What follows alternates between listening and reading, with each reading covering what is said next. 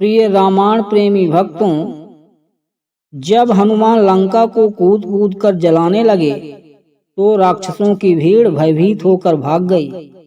हनुमान जी के समस्त मनोरथ पूर्ण हो गए और वे विचार करने लगे कि मैंने अशोक वाटिका को नष्ट कर दिया, बड़े बड़े राक्षसों का भी मैंने वध कर डाला और रावण की काफी बड़ी सेना का संहार भी कर दिया, तो फिर लंका के इस किले को भी क्यों न ध्वस्त कर दूं।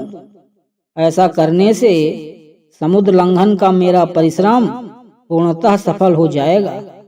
मेरी पूंछ में जो ये अग्निदेव प्रज्वलित हो रहे हैं, इन्हें इन श्रेष्ठ महलों की आहूत देकर संतुष्ट करना जरूरी है।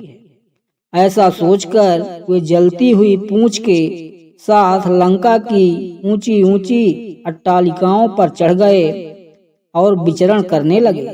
घूमते घूमते वायु के समान बलवान और महान वेगशाली हनुमान उछलकर सभी राक्षसों के भवनों को जला डाला। इसके बाद उन्होंने रावण के महल पर कूद पड़े। उसके प्रमुख भवन को जलाने के पश्चात वे बड़े उच्च स्वर से गर्जना करने लगे। उसी समय प्रलयंकर आंधी चल पड़ी, जिसने आग की लपटों को दूर दूर तक फैलाकर भवनों के अधजले भागों को भी जला डाला। लंका की इस भयंकर दुर्दशा से सारे नगर में हृदय विदारक हाहाकार मच गया। बड़ी बड़ी अट्टालिकाएं भारी विस्फोट करती हुई धराशायी होने लगी। स्वर्ण निर्मित लंकापुरी के जल जाने से उसका स्वर्ण पिघल पिघल कर सड़कों पर बहने लगा। सहस्त्रों राक्षस और उनकी पत्नियां हाहाकार करती हुई इधर उधर दौड़ने लगी। आकाश मंडल अग्नि के प्रकाश से जगमगा उठा। उसमें रक्त एवं काला धुआं भर गया, जिसमें से फुलझड़ियां की भांति चिंगारियां छूटने लगी। इस भयंकर ज्वाला में सहस्त्रों राक्षस जल गए और उनके जले अधजले शरीरों से भयंकर दुर्गंध फैलने लगी।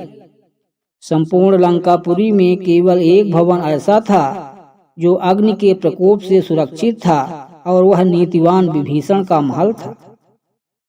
लंका को भस्मीभूत करने के पश्चात वे पुनः अशोक वाटिका में सीता के पास पहुँचे। उन्हें सादर प्रणाम करके बोले, हे माता, अब मैं यहाँ से श्री रामचंद्र जी के पास लौट रहा हूँ। रावण को और लंका वासियों को मैंने राघव की शक्ति का थोड़ा सा आभास करा दिया है। अब आप निर्भय होकर रहें।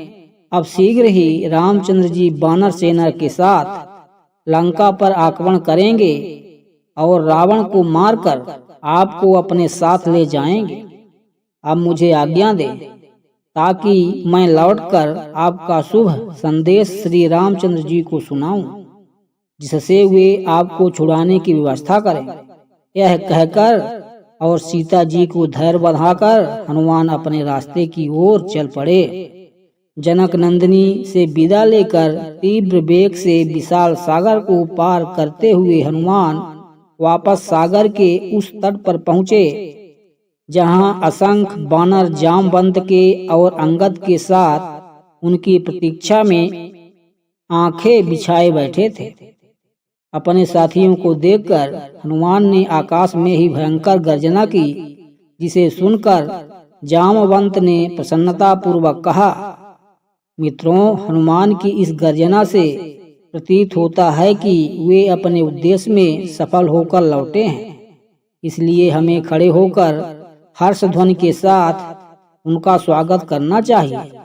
उन्होंने हमें यह सौभाग्य प्रदान किया है कि हम लौटकर रामचंद्र जी और वानरराज सुग्रीव को अपना मुख दिखा सके। इतने में ही हनुमान ने वहां पहुंचकर सबका अभिवादन किया और लंका का समाचार कह सुनाया। जब सब वानरों ने सीता से हुई भेंट का समाचार सुना तो उनके हृदय प्रसन्नता से भर उठे और वे श्री रामचंद्र तथा पवन सुत की जय जयकार से वातावरण को गुंजायमान लगे। इसके पश्चात वे लोग हनुमान को आगे करके सुग्रीव के निवास स्थान प्रस्त्रवण पर्वत की ओर चले। मार्ग में वे मधुवन नामक वाटिका में पहुँचे, जिसकी रक्षा का भार सुग्रीव के मामा दधिमुख पर था।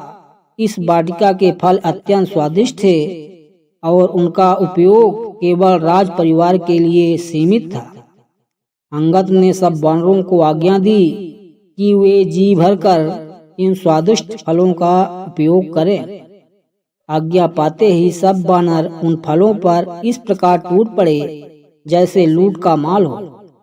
अपनी क्षुधा निवारण कर फिर कुछ देर आराम करके वे सब सुग्रीव के पास पहुँचे और उनसे सारा वृतांत बताया।